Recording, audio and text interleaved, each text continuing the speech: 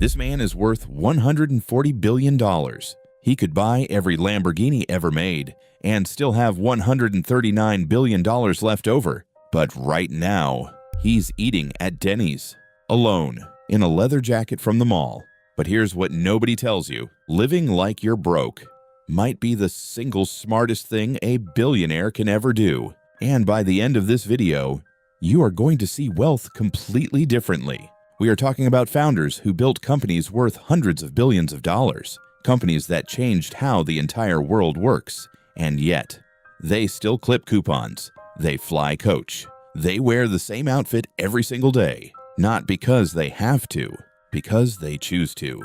Today we are breaking down the most extreme cases, the Asian tech founders who are quietly sitting on generational wealth while living like your average college student. And trust me, by the time we get to number one, your jaw is going to be on the floor. Now, before I give you the list, I need to tell you something important first, because without this context, these stories just look like rich people being weird. There is actually a philosophy behind all of this, a pattern, and once you see it, you will never look at a billionaire's lifestyle the same way again. We will get to that. But first, let's meet the founders. The first person on this list controls a company that is, right now, one of the most valuable on the entire planet. His technology is inside every AI system you have ever used. ChatGPT runs on his chips. Google runs on his chips. The United States military runs on his chips. His name is Jensen Huang, and he is worth approximately $140 billion. And his most prized possession is a leather jacket from a mall. Jensen Huang co-founded NVIDIA in 1993. For decades, NVIDIA was just a graphics card company, the thing gamers used to run better video games. But Jensen had a vision that almost nobody else saw coming. He bet everything on the idea that those same chips could power artificial intelligence. He was right. NVIDIA's stock went from around $140 in early 2023 to over $1,000 by 2024. Jensen's personal net worth exploded by tens of billions of dollars in a single year. And yet, the man has worn the same style of black leather jacket to virtually every public appearance for over a decade. Not the same jacket, the same style. It is his uniform. No designer suits, no Rolex, no entourage. He has been photographed eating at the same local restaurants near NVIDIA's headquarters in Santa Clara, places where a meal costs $15. He drives himself to work. He does not own a yacht. When asked about his lifestyle, Jensen has said that the work is the reward. The building, the creating, the obsession with making something that matters. $140 billion. Black leather jacket, Denny's. That is Jensen Huang. But Jensen isn't even the most extreme case on this list, because the next founder didn't just live simply. He literally moved into a trailer park. Imagine you just sold your company to Amazon for $1.2 billion. What do you do next? Most people would buy a mansion, a penthouse, maybe a private jet. Tony Hsieh, the Taiwanese-American founder of Zappos, bought an Airstream trailer and parked it in a Las Vegas trailer park. Tony Hsieh built Zappos from a small online shoe store into the gold standard of customer service in e-commerce. His philosophy was radical. He believed that company culture was the product, that if you took care of your employees, they would take care of your customers. Amazon noticed. In 2009, they acquired Zappos for $1.2 billion. Tony walked away with hundreds of millions of dollars. And then he moved into a trailer, not as a stunt, not for a YouTube video. He genuinely believed that community and connection were more valuable than square footage. He created a neighborhood called Lamapolis, a community of Airstream trailers in downtown Las Vegas, where he lived alongside friends, employees, and strangers. His trailer was reportedly worth less than $50,000. His net worth at the time was estimated at around $840 million. He threw legendary parties. He invested in the neighborhood. He tried to build something real, not just something expensive. Tony Hsieh passed away in 2020, but the way he chose to live his wealth, that story still makes people stop and think. Now, the next founder on this list is someone you might not have heard of yet, but she just became one of the most talked about billionaires in the world. And the reason why is going to surprise you. She is 30 years old. She is worth $1.3 billion.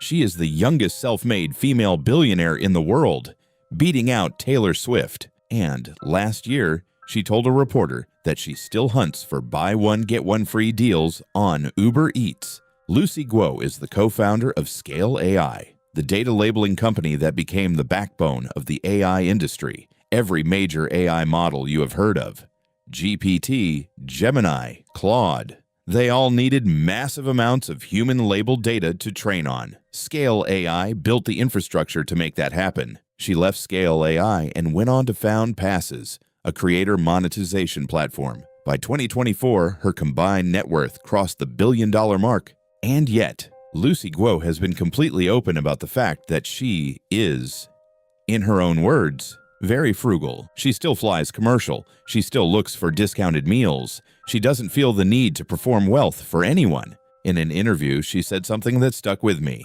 She said the money doesn't change how she thinks about value. A good deal is still a good deal. A bad deal is still a bad deal. Whether you have $1,000 or $1 billion, that logic doesn't change. $1 billion in Uber Eats coupons. That is Lucy Guo. But here is where this list gets really interesting, because the next founder didn't just live simply. He used his frugality as a weapon, a deliberate, calculated strategy that helped him build one of the most powerful companies in the world. He was rejected from Harvard 10 times. He applied to KFC when it opened in China. 24 people applied, 23 got the job. He was the one who didn't. He went on to build a company worth over $200 billion. His name is Jack Ma, and the way he thinks about money will genuinely change how you see wealth. Jack Ma founded Alibaba in 1999 out of his apartment in Hangzhou, China. At the time, almost nobody in China had internet access. Almost nobody believed e-commerce would work. Jack Ma believed both things would change. He was right. Alibaba became China's Amazon, eBay, and PayPal combined. At its peak, it was processing more transactions on a single day, Singles Day, than the entire US e-commerce market did in a month. Jack Ma became the richest man in China. His net worth peaked at over $60 billion. And through all of it, Jack Ma kept his lifestyle remarkably simple. He practiced Tai Chi every morning. He meditated. He read. He wore plain suits to meetings, not because he couldn't afford better, but because he genuinely didn't care about the signal. He has said publicly that once you have enough money to live comfortably, more money doesn't make you happier. What makes you happy is purpose, mission, the feeling that what you are building actually matters. He stepped down as Alibaba's chairman in 2019 on his 55th birthday and announced he wanted to spend the rest of his life focused on education and philanthropy. $27 billion. Tai Chi at dawn. Same plain suit. That is Jack Ma. Okay, so now I need to come back to what I told you at the beginning, because here is the pattern. Here is the thing that connects all of these people. Every single one of them, Jensen, Tony, Lucy, Jack, they all figured out the same thing early. Money is not the point. Money is the tool. The point is the problem you are solving, the company you are building, the impact you are making, the community you are creating. And when money becomes the point, when the yacht and the mansion and the designer watch become the goal, you have already lost, because you have traded the thing that actually made you rich, your obsession, your hunger, your focus, for a performance of wealth that impresses people you don't even know. These founders didn't live simply because they were cheap. They lived simply because they were still hungry, still building, still obsessed. The leather jacket isn't a fashion choice. It is a signal to themselves that the work isn't done.